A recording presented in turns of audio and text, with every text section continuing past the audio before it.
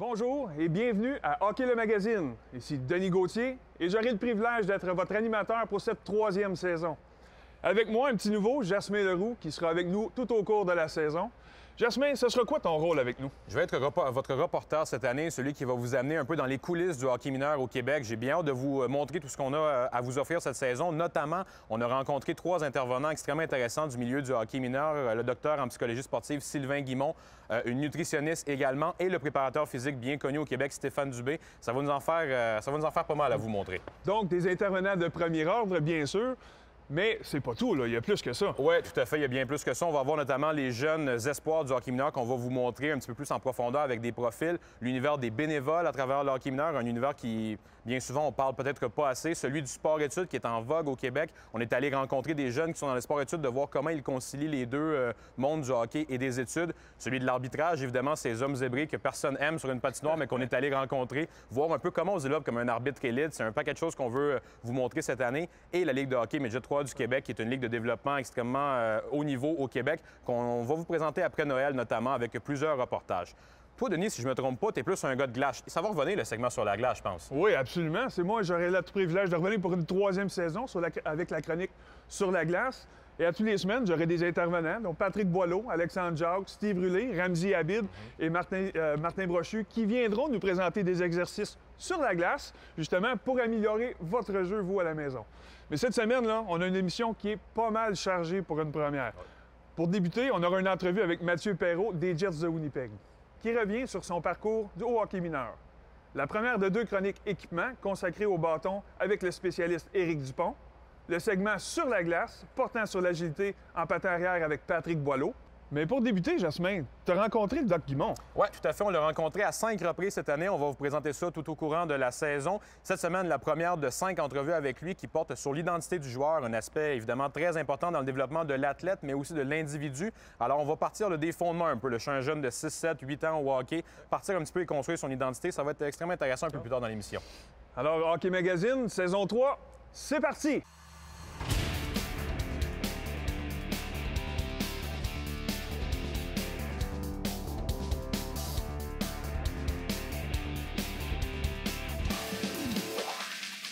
Hockey Magazine, une présentation de vos concessionnaires Subaru du Québec.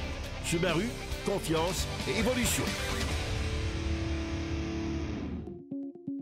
En compagnie cette semaine de Sylvain Guimont, titulaire d'un doctorat en psychologie sportive et auteur également du livre Pourquoi pas. Sylvain, cette semaine, on va parler d'un sujet très vague et à la fois très complexe, l'identité du joueur.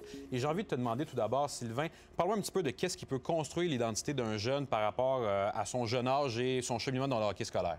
En fait, c'est sa perception qu'il a de lui-même. Et la première chose qui construit son identité, c'est l'estime qu'il porte pour lui. L'estime de soi, ça se trouve à être la valeur que je me donne. Donc, les jeunes ont toujours tendance, puis nous autres aussi on fait ça, à se comparer et à s'évaluer par rapport aux autres. Et si je me donne une bonne valeur, si j'ai confiance en moi, si j'ai une bonne valeur, bien, il va faire en sorte que ma facilité à moi de faire face à différents challenges ou défis, bien, je vais y aller d'emblée puis je vais le faire. Il y a un concept qui est l'estime de soi que tu viens de nous parler. Il y en a également un qu'on pourrait penser qui se ressemble, mais qui est à la fois extrêmement différent. Tu vas pouvoir nous en parler, c'est la confiance en soi. Et on dit confiance et estime, ça peut se ressembler, mais c'est différent. Je suis content que tu amènes ça parce que souvent, les gens vont confondre l'estime et la confiance. L'estime, c'est ce que j'ai dit, c'est l'évaluation que je fais, tandis que la confiance, c'est l'évaluation que je fais, mais de la tâche à accomplir. Donc, si la tâche, pour moi, je trouve qu'elle est trop facile, souvent, je vais couper les points ronds, je vais faire les choses un peu moins, avec moins de détails, je me prépare moins bien, puis à ce moment-là, bien, ma confiance va s'atténuer, va faire en sorte que je vais mal réagir ou je vais mal agir dans cette situation-là. Fait que le but de ça, c'est de faire en sorte que si j'ai une bonne estime de moi, j'ai beaucoup de confiance, et ça n'existe pas vraiment, Jasmin, l'excès de confiance. On entend ça souvent, il y a un excès de confiance, mais c'est faux. On n'a jamais trop de confiance. Ce qu'on a, c'est plutôt un manque de respect. Un manque de respect soit par rapport à l'adversaire ou soit par rapport à ce que j'ai à faire. Et si j'ai un bon respect et j'ai une bonne confiance en moi, bien, je vais m'embarquer, même s'il arrivait à échouer ou à manquer, je sais que ça ne viendra pas affecter qui je suis vraiment, dans l'identité que je suis. Tu parles d'excès de confiance qui ne peut pas exister. Il y a par contre une distinction qu'on peut peut-être faire sur le fait de mal la gérer, la confiance qui peut parfois amener les gens à penser qu'on a un excès de confiance. Ça peut être la façon dont on la gère. Oui, la confiance, souvent, c'est très proche de l'arrogance. L'arrogance, c'est quelque chose qui est à l'extérieur de moi. Donc, quand je suis arrogant, c'est que j'ai pas confiance en moi. Je vais repousser les gens vers l'extérieur, puis je vais essayer de démontrer tout ce que je suis, mais en fait, je ne le suis pas vraiment. La confiance, c'est intrinsèque à moi, c'est à l'intérieur et c'est solide. Et c'est là que les gens vont se confondre souvent entre l'arrogance et la confiance. L'arrogance, c'est à l'intérieur de moi, j'ai pas besoin d'en parler, et c'est là et c'est solide. Il y a un troisième concept également qu'on peut parler qui vient compléter le tout un petit peu et qui est un concept qu'on va parler pour le hockey, mais qui est extrêmement universel, c'est l'image de soi et c'est ce qu'on dégage. Exactement, ça, c'est quelque chose dont on parle beaucoup, peu importe l'âge, peu importe qu'est-ce qu'on fait dans la vie. Très bon point. Les gens, ce qu'ils ont peur, beaucoup, c'est d'être jugés. On a peur d'être jugé, que les autres vont rire de nous, de ce qu'on va avoir l'air. Et pour des jeunes, c'est encore plus important. Ce que les autres pensent d'eux, pour eux, c'est comme la fin du monde. Et si on a une bonne image de soi, si on... En fait, on est moins blessé parce que les autres vont penser de soi, bien, on a de fortes chances que ça va augmenter justement la confiance que j'ai en moi puis l'estime de moi. Mais l'image de soi est pour des jeunes extrêmement importante et d'avoir une image où on va se dire, bien, voici, je suis bien avec moi-même, je m'apprécie, je me pardonne puis je fonce.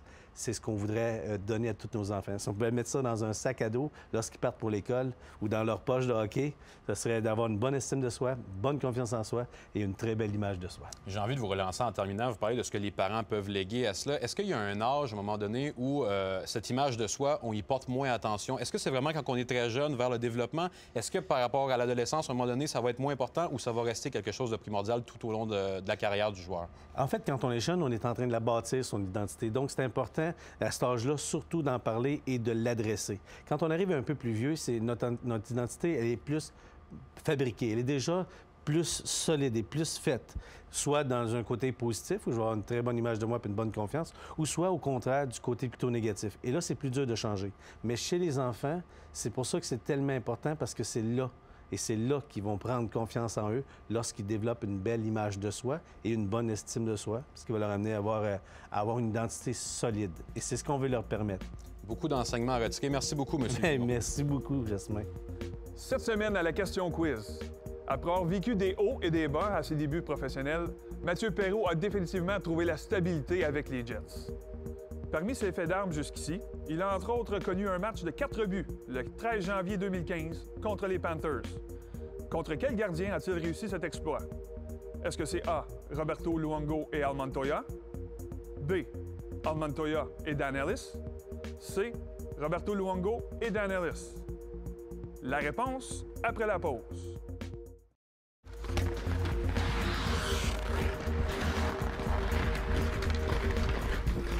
La réponse A. Le 13 janvier 2015, Mathieu Perreault a inscrit 4 buts aux dépens de Roberto Luongo et d'Al Montoya dans une écrasante victoire de 8-2 des Jets contre les Panthers. Il a inscrit ses 2 premiers filets de la soirée aux dépens du Québécois, avant de conclure sa soirée de rêve avec 2 autres filets contre Montoya, aujourd'hui avec le Canadien. Cette saison-là, Perreault a récolté 41 points en 62 matchs, son 3e plus haut total en carrière jusqu'à présent. Définitivement sa place au sein du top 9 chez les Jets. On l'a d'ailleurs rencontré pour notre segment Parcours vers la LNH. Ouais, ben, mon parcours hockey mineur, moi j'ai joué à Drummondville, tout mon hockey mineur, donc Atome, Pee-Wee, Bantam. J'ai fait 1 an midget espoir à Drummondville. Ensuite de ça, à 16 ans, j'ai joué midget 3 à Magog.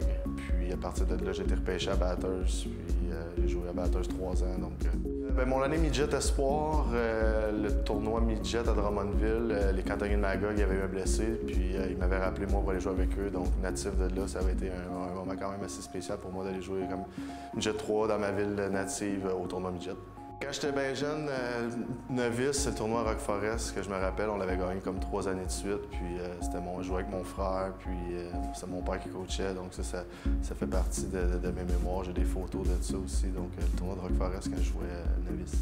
En fait, tout mon hockey mineur, mon père était derrière moi, il a coaché, allé jusqu'à Atom, puis sinon, même encore aujourd'hui, il regarde tous mes matchs, puis c'est un peu mon appui. Tu sais, parfois, quand je suis plus certain de si ça va bien, comment ça se déroule, c'est avec mon père que je vais parler, puis je te dirais c'est vraiment mon père. J'étais chanceux, il y a eu quelques blessés dans mes premières années. J'étais à Hershey, j'avais été rappelé. Puis à partir de là, c'est un choix de 6e ronde. J'étais pas un gros joueur, donc il a vraiment fallu que je me batte. Donc à Washington, ça arrivait souvent que je faisais la navette entre la Ligue américaine et la Ligue nationale. Mais bon, j'ai jamais lâché, j'ai persévéré. Puis un jour, ils m'ont vraiment donné ma chance. Puis c'est à partir de là que tout a commencé. De ne pas se laisser impressionner, que quand tu embarques sur la glace, quand même que c'est Crosby, c'est Ovechkin. En bout de la ligne, c'est une partie de hockey, puis c'est la même game qu'on joue. Comme j'ai dit, de ne pas se laisser impressionner puis de croire que tu peux performer avec n'importe qui sur la glace. Puis si tu es capable d'y croire, tu es capable de le faire. J'ai été à Hershey, j'ai été rappelé par le GM qui était George McPhee à ce moment-là à Washington. Beaucoup de nervosité avant la partie. Je jouais sur un rôle de 4e ligne. Puis mon premier but à Washington, c'était ma 2e game. Ma première game, c'était au New Jersey. Tu vois, j'avais oublié. C'est au New Jersey, dans la nouvelle arena. C'est la première année que la nouvelle arena était faite. Puis c'est vrai, j'étais arrivé sur la route. J'avais juste un 4e ligne avec Tyler Sloan. Puis je me rappelle pas c'était qui l'autre allié. J'avais joué au centre. On avait gagné. J'avais eu 2 passes. Donc, vraiment un moment marquant. Mais c'est ça, je me mélangeais avec mon premier but, qui était la game suivante, qui était à Washington contre les Panthers. Toujours été attaquant. J'ai été centre toute ma vie. Puis là, tout récemment, ça fait peut-être 1 an et demi, 2, quand à Winnipeg, ils m'ont mis à l'aile. Donc, je suis rendu un allié, mais j'ai jamais joué à défense. Toujours été attaquant. Ça se fait. Regarde, si tu y crois, ça se fait. Je suis parti de rien. Un jeune qui jouait au hockey mineur, qui aimait juste jouer au hockey, qui avait une passion pour le hockey. Prendre soin de soi, de son corps. En tant que joueur de hockey, ton corps, c'est ton outil de travail. Il faut vraiment que tu en prennes soin. Puis qui a mis les efforts. Si tu mets les efforts, tu mets le focus, puis tu crois en toi, tu te laisses pas impressionner, tout est possible. Bonjour, ici Claude Julien. Vous regardez Hockey, le magazine à RDS.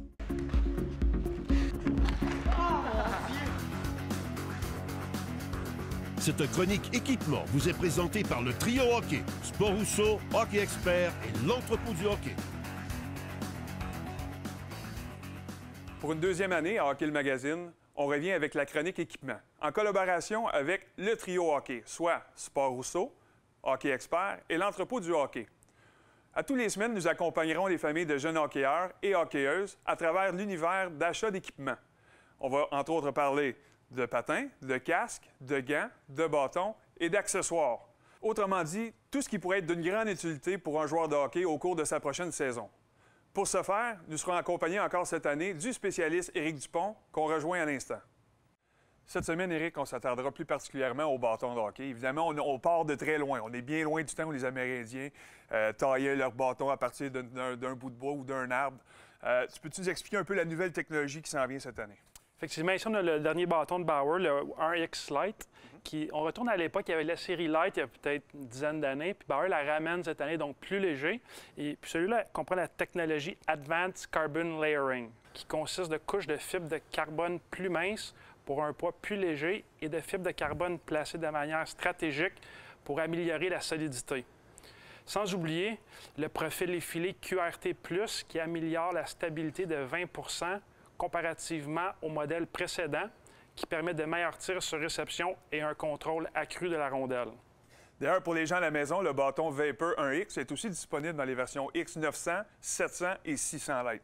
Maintenant qu'on a parlé du Vapor, tu as un Warrior que tu veux nous montrer aussi également. Exactement. On a ici le nouveau Warrior QRL SE, qui est une édition spéciale, limitée, qui est basée sur la technologie de l'année dernière, qui est un QRL, mais avec un nouveau look blanc qui est vraiment, vraiment populaire auprès de la clientèle et même chez les pros.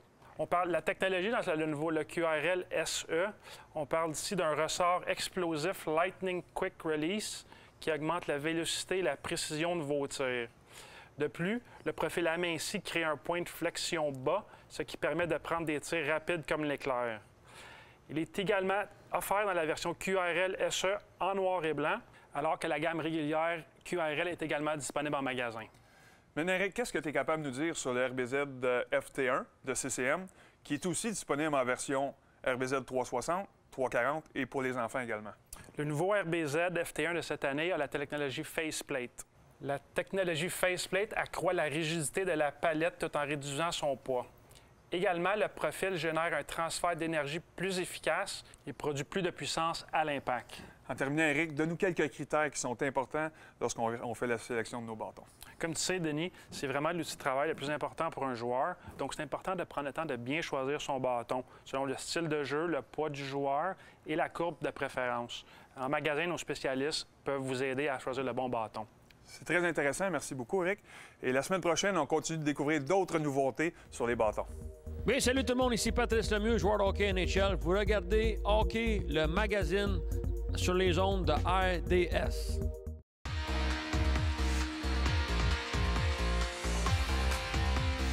La chronique sur la glace est une présentation de Cat Odor, hygiène du sport. Cat Odor, la solution des sportifs.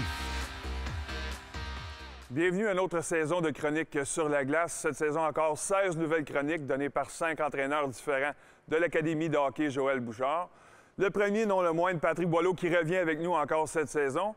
Patrick, un ancien défenseur professionnel, également directeur hockey à l'Académie. Pat, tout au long de la saison, tu vas nous parler des travails des défenseurs. Qu'est-ce que tu as préparé pour nous aujourd'hui? Pour aujourd'hui, dans le fond, ce que nous allons travailler sur la technique de patin. Ce qu'on veut faire comprendre aux jeunes, c'est qu'ils soient capables de dissocier le haut du corps du bas. Donc, très souvent, on va avoir des défenseurs qui vont pencher les épaules vers l'avant, qui vont être hors d'équilibre. Avec cet exercice-là, qui n'est pas nécessairement évident pour les défenseurs, on va vraiment essayer d'améliorer leur stabilité et leur position de base. Excellent. On place tout le monde, on va aller voir ça. Excellent. Mon père, tu viens de nous parler qu'il faut séparer le haut et le bas du corps. Tu as un petit exercice d'agilité à nous montrer qui va essayer de nous aider à expliquer ça ou à travailler ça. Exact. Donc, ce qu'on va travailler, c'est vraiment de la séparation du haut et du bas du corps. Pour l'exercice, pour les gars, ce qui va arriver, qu'est-ce que je vais vous demander, c'est de descendre ici en position de base. Je veux que ton genou soit égal à ton patin. Tu maintiens ta position, tu vas pousser, hop, tu arrêtes, tu reprends ta position. Une fois que tu es stable, tu es en contrôle, là, tu repars. Boum, pousse, hop, je me replace, je pousse, hop, je me replace. Si tu n'es pas stable, tu n'es pas en équilibre, je veux pas que tu repasses. Je veux vraiment que tu maintiens ta position, travailles sur ta stabilité et ensuite tu pars. On y va, Charlie? En position. Parfait. Good. Pousse. Good. Ramène ton genou. Vois-tu, justement, ramène ton genou égal à ton patin. Fait qu'avance ton genou, et redresse tes épaules et la tête, et on y va. Go. Good. Prochain, on s'installe. Ramène ton genou. Good. Pousse. Excellent. On y va. Good. Parfait. Oh, ça va être l'autre genou que tu vas descendre. Ramène ton genou égal au patin. Ramène. Stabilise le haut de corps. Parfait. On y va. Go. Pousse. Good. Ramène. Ramène ton genou égal au patin. Là, on pousse. Vas-y, go. Up. Next. Ça doit prendre une force physique quand même intéressante. Oui, exactement. C'est vraiment un exercice qui est difficile au niveau des jambes. Mais comme on peut remarquer, souvent, les joueurs ont tendance à pencher les épaules vers l'avant. Donc, quand ils penchent les épaules vers l'avant, ils sont hors d'équilibre. Si on pense à une situation de 1 contre 1, ils vont manquer de stabilité à ce moment-là. Fait que c'est vraiment ça qu'on veut dissocier le haut et le bas du corps. Ramène ton genou égal au patin. Ramène ton genou égal. Redresse tes épaules, redresse la tête. Mets tes mains en avant. Good. Descends ce genou-là. Parfait. Très bon. Ça, c'est bon. Excellent. Très bonne position. Good. Fais juste garder ton bâton en avant comme s'il y avait une situation de 1 contre 1.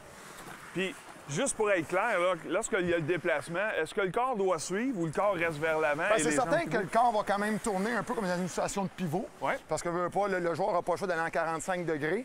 Mais on va lui demander, comme là, il y a un peu trop tourné. On va quand même lui demander de garder une bonne stabilité et le bâton toujours devant lui là, à ce moment-là. Je vais emmener aussi une progression. Là, on va le faire avec une progression avec croisement. OK, parfait. On regarde ça. Maintenant, la progression avec croisement, on y va. Descends, ramène ton genou. Parfois, on explose. Boum, croisement. Good. On arrête tout de suite. Maîtrise. On y va. Beau, part. Excellent. Maintien. Prochain, on part. Ramène ton genou. Relève tes épaules, relève la tête. Vas-y, on y va en croisement. Good. Excellent. Hop. Lève la tête. Regarde pas tes patins. Lève la tête, puis là, on part. Bon, mettre croisement. Explosion. Excellent. Même chose encore. Oui, ça, c'est excellent. Parfait. Prochain, on y va. Lève les épaules. Parfait. Là, on explose. Good. Pars d'en bas. Là, souvent, c'est que tu vas te lever un petit peu. Repars de là. Explose. Oui, c'est ça. Là, c'est mieux. Pas grave. C'est pas grave, ça. C'est pas grave. Reste léger sur tes patins. Reste léger. Explose. Hop. Parfait. C'est mieux. On va. Vas-y, go. Hop. Excellent. Lève les épaules. Parfait. Combien de temps tu penses qu'un entraîneur devrait passer de temps là-dessus pour des exercices de dissociation tels ça d'une saison ou par semaine? Bien, je te dirais qu'il faut quand même... Pour moi, je suis un entraîneur qui travaille beaucoup avec la répétition. Ouais. Souvent, au début, on peut voir que les jeunes ont un peu plus de difficulté à exécuter le mouvement, mais une fois qu'ils vont l'avoir vécu 2, 3 fois, après ça, on peut aller plus loin dans le développement et après ça, on pourrait même rajouter une rondelle. C'est quoi les choses les plus flagrantes qu'un entraîneur va voir, les choses qu'il devra corriger plus rapidement? Exact. Donc, les choses flagrantes, c'est que souvent, les jeunes vont avoir tendance à baisser les yeux vers la glace pour voir si leur genou est égal au patin. Ce qui arrive à ce moment-là, les épaules tombent devant les orteils. Aussitôt qu'un défenseur, tu sais qu'aussitôt qu'on tombe les épaules devant les orteils, on est hors équilibre, on n'est pas stable. Donc, à ce moment-là, c'est difficile de jouer nos 1 contre 1. Fait que c'est un peu ça, les points de base. Garder la tête haute, garder vraiment le haut du corps stable et d'être capable de séparer le bas et le haut pour être plus effectif dans nos 1 contre 1. C'est très intéressant. Merci beaucoup, Patrick. Et nous, on se revoit la semaine prochaine.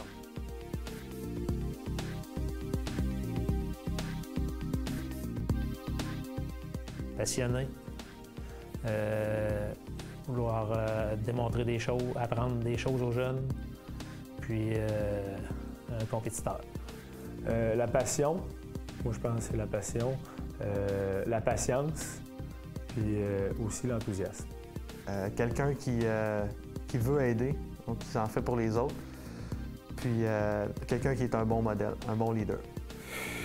Passion, patience, puis communication. Ponctualité, respect, puis surtout être juste envers tout le monde. Respectueux, organisé, leader. Passionné, éthique de travail, puis discipline. Un passionné, patient, puis love the game, aime la game. Il faut vraiment... Professeur, grand frère, puis un bon écoute. Respectueux, communicateur, je dirais rigoureux. Organisé, travaillant, respectueux. Rassembleur, compétent, dynamique. Compréhension, rigueur et attitude. Disponibilité, compréhension, savoir. Ça prend communication, être à l'écoute, puis aussi être exigeant. Je pense que c'est important dans les niveaux qu'on coach. Être passionné parce qu'il faut que c'est pas une job facile. Beaucoup de respect. Partenaires de travail, les enfants aussi, puis essayer d'aller chercher un petit peu de plaisir là-dedans, parce que s'il n'y a pas de plaisir, je pense qu'on ne ferait pas ça aussi. Respect, communication et engagement. C'est déjà tout pour cette première émission de la 3e saison de Hockey le Magazine. En espérant que le tout vous a plu. La semaine prochaine, un reportage sur les arbitres de Hockey Québec, une entrevue avec l'attaquant québécois des Prédateurs de Nashville, Frédéric Gaudreau, le premier des 4 segments avec le préparateur physique Stéphane Dubé, la chronique équipement de le trio hockey portant sur les bâtons et le segment sur la glace, alors qu'Alexandre Jacques nous apporte l'approche au porteur en situation face à face. Et nous, on se revoit la semaine prochaine pour une autre émission de Hockey le Magazine. Hockey le Magazine vous a été présenté par vos concessionnaires Subaru du Québec. Subaru, confiance et évolution.